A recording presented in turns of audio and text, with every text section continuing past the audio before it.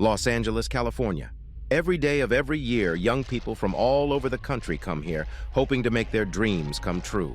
Some want to become movie stars. Others dream of singing on stage or working in the fashion industry. But not everyone shares these hopes and dreams. Among the stars, the glitz, and the glamour, there are those who come to Hollywood to escape their past, an unworthy past.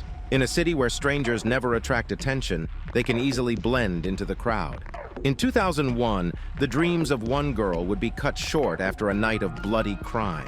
Her connection with a famous Hollywood actor would turn her death into a sensation. But this story holds much more. Decades of cat-and-mouse games between the police and a calculating killer. A man whose knife pierced not one, but 4 young women. A serial killer who would become known as the Hollywood Ripper or the Boy Next Door. It happened almost 30 years ago in Glenview, Illinois. But even today, the Picacho family is haunted by memories of the day they learned that Trisha had been brutally murdered. 18-year-old Trisha Picacho had just graduated from high school. On an unusually cool and foggy Friday evening, August 13, 1993, Trisha and her school friends gathered to play a scavenger hunt. Then they all had dinner at a restaurant. Essentially, it was their last meeting before the young people started their university education. After a pleasant evening, the girl returned home a little after 1 in the morning. Holding her keys in her hand, she approached the door, intending to open it, but she never managed to do so. The next morning, her father woke up as usual, brewed himself a cup of coffee, and went outside to his van. The cup fell from his hand when his eyes were confronted with a scene too horrific to describe in words. He fell to his knees before his daughter and screamed. His scream echoed down the cul-de-sac, alarming all the neighbors. Despite the apparent futility of his efforts, Trisha's father tried to provide first aid to bring her back to life. When Trisha's mother learned what had happened, she fainted. Later, both parents were taken to the hospital in a state of shock. The police immediately began an investigation. Trisha had obviously been attacked, her arm twisted so severely that it broke, and she had received multiple stab wounds. But who could have wished such a death upon an 18-year-old girl loved by many?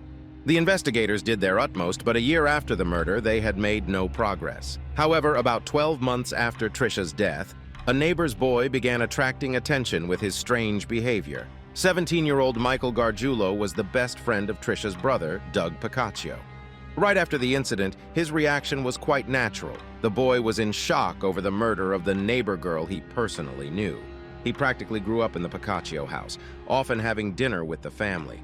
And just 2 days before her murder, Michael and another friend, Olson, had given Trisha a ride to her boyfriend's house.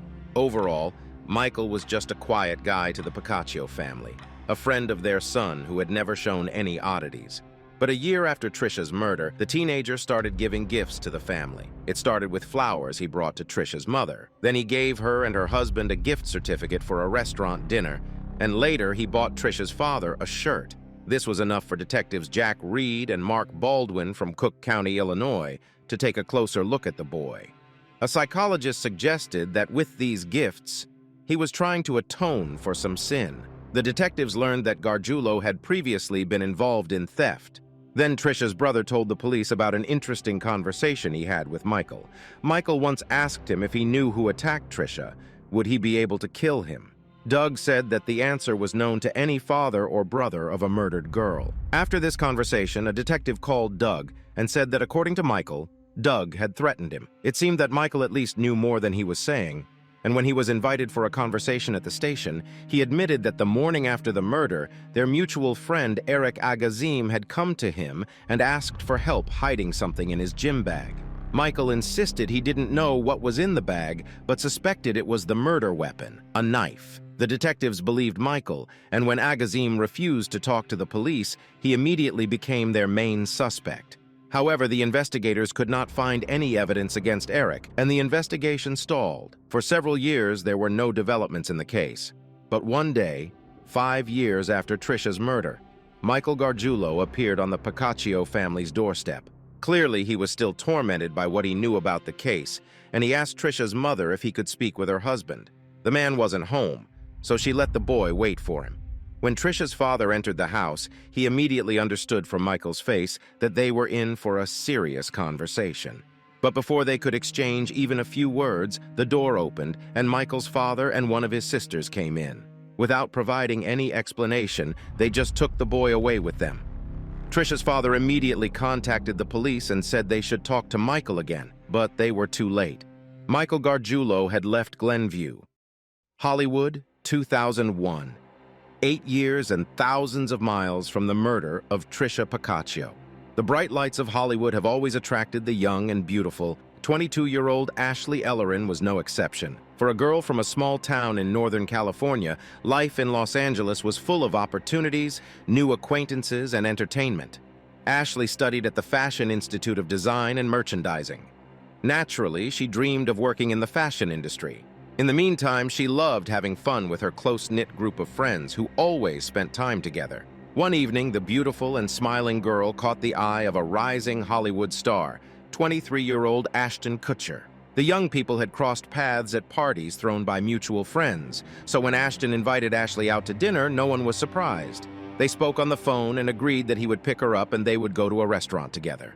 Ashton arrived at about 10:45 p.m. The lights were on in all the rooms, and the young man confidently knocked on the door, but the girl did not open it. He knocked again, but again there was no response. Ashton thought he was too late. Ashley got upset and left with friends. However, before leaving, he peeked through the window by the door. The apartment was a bit messy, but Ashley had just moved in, and that was quite natural. He also saw red wine spilled on the carpet. Not giving it much thought, Ashton went home. As we know now, it was not wine at all. The body of 22-year-old Ashley Ellerin was discovered by her neighbor early Thursday morning. The girl entered the house and almost immediately saw her friend lying on the floor, blue and covered in blood. Fearing that the killer might still be in the house, she ran outside and called emergency services. But she was in vain to hurry. The killer had long since disappeared, and it was too late to help Ashley. Detectives who arrived at the crime scene, Tom Small, were confronted with a gruesome sight. Even after so many years, they clearly remember seeing an enormous amount of blood, with Ashley lying a little further away. They marveled at the rage the killer must have been in to stab her 47 times. But what astonished the detectives even more was what they didn't see, any clues that would tell them which direction to move. Ashley's friends provided the detectives with one and only one hint in this case, telling them about a young man who had lived next door to Ashley a few months ago. He introduced himself to her as Michael, a heating and air conditioning repairman. When Ashley's friend's heater broke, they invited Michael over. When he appeared at their house, the young man mentioned that he was a professional boxer. But when he first arrived in Hollywood in 1998, like many other young people, he nurtured another dream, to make it big on the screen. Quite quickly, he achieved a certain level of success in this field, landing a small role as a boxer in 1999. He handled it excellently, but something strange happened behind the camera. He behaved distantly, maybe even a bit shy, and didn't talk to anyone, keeping to himself. He seemed to have two sides to his personality. On one side, he was a clumsy guy with a lot of insecurities, but upon closer acquaintance, it became clear, if he wanted something, he would achieve it at any cost, shutting off all emotions. Michael had even once been arrested for theft. And it was this manner of behavior that puzzled Ashley and her friends. Ashley was a beauty, always open to communication, but Michael never invited her on a date or flirted with her. It seemed as if he was interested not in her, but in the lifestyle she led. Hanging out with actors like Vin Diesel and Jeremy Sisto, he became fixated on her. This wasn't particularly strange in itself, but one time, Ashley's friend Justin caught Michael sitting in his car at night across from her house, watching her apartment. The next day, when Michael dropped by, Justin directly asked him what it all meant. Michael's response shocked him. He allegedly couldn't go home because FBI agents from Chicago were waiting there to take DNA samples from him in connection with the murder of his best friend's girlfriend. Naturally, Justin suggested that Michael give a DNA sample if he had nothing to hide. Unexpectedly, Michael put his foot on the couch and showed a knife in a sheath, hinting that he was involved in the murder. Justin got angry and kicked the guy out of the house. Ashley and her friends brushed off Michael's story as another one of his tall tales. But what no one knew at the time was that it was true.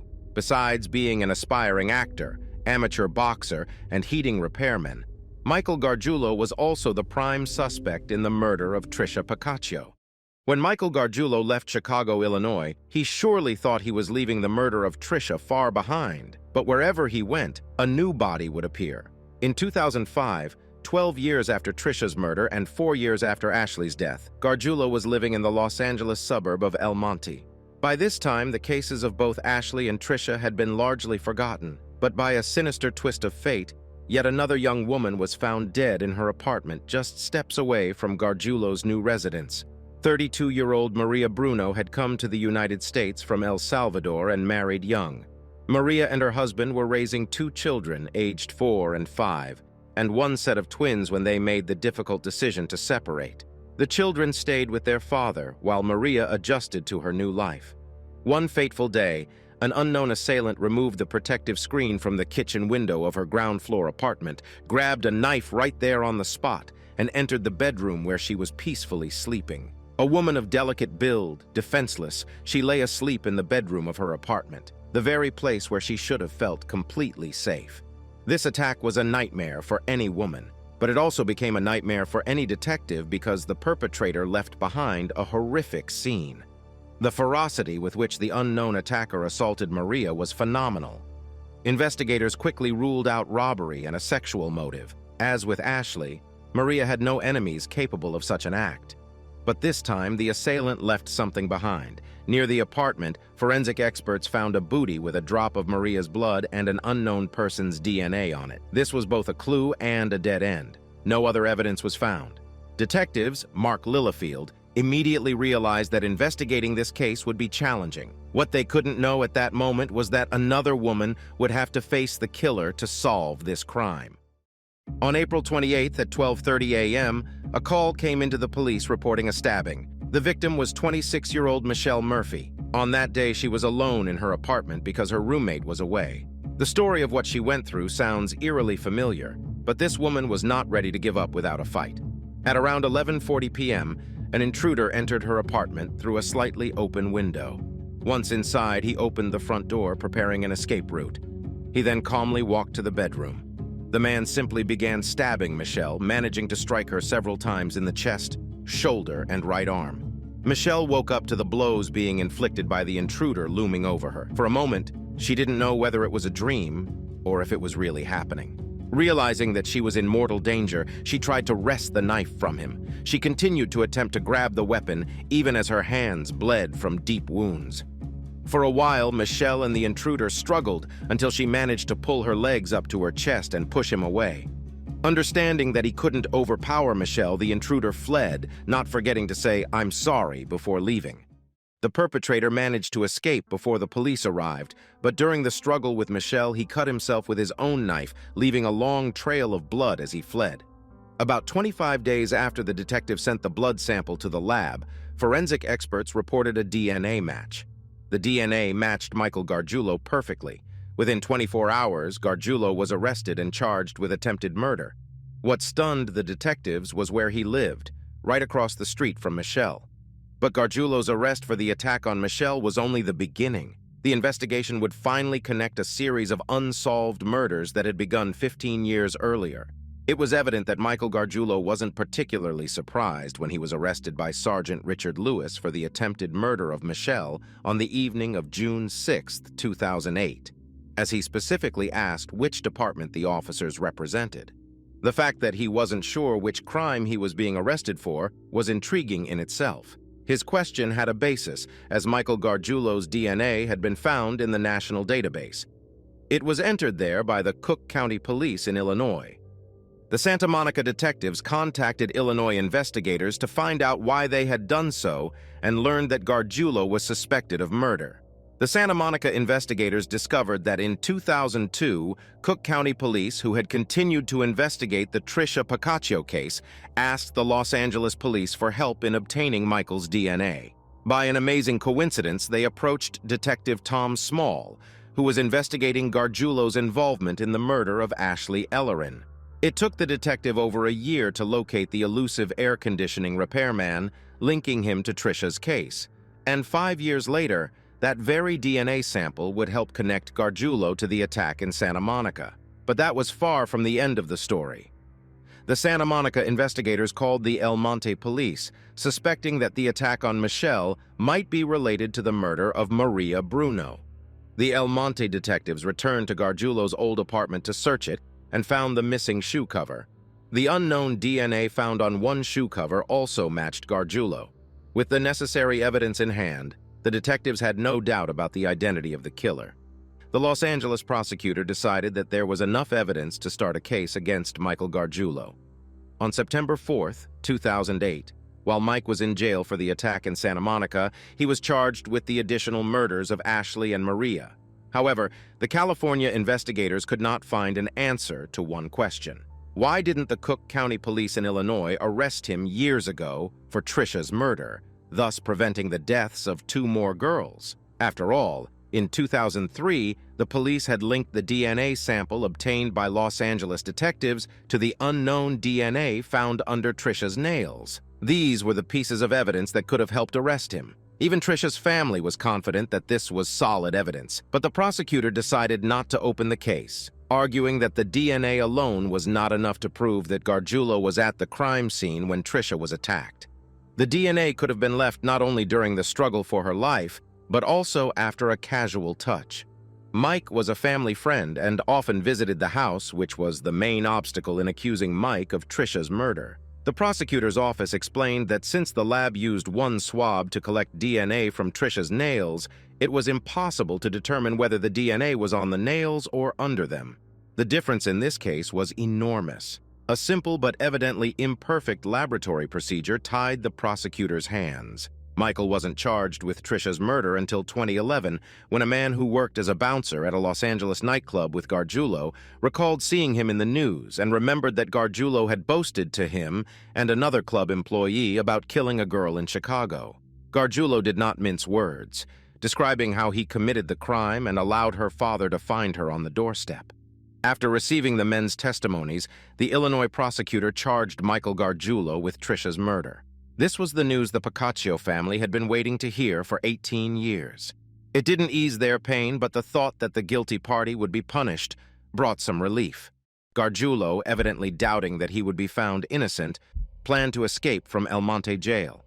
He made makeshift handcuffs out of plastic and intended to attack a guard, steal a police car, and flee to Mexico. However, his plan failed, and he spent several years in Los Angeles jail awaiting trial.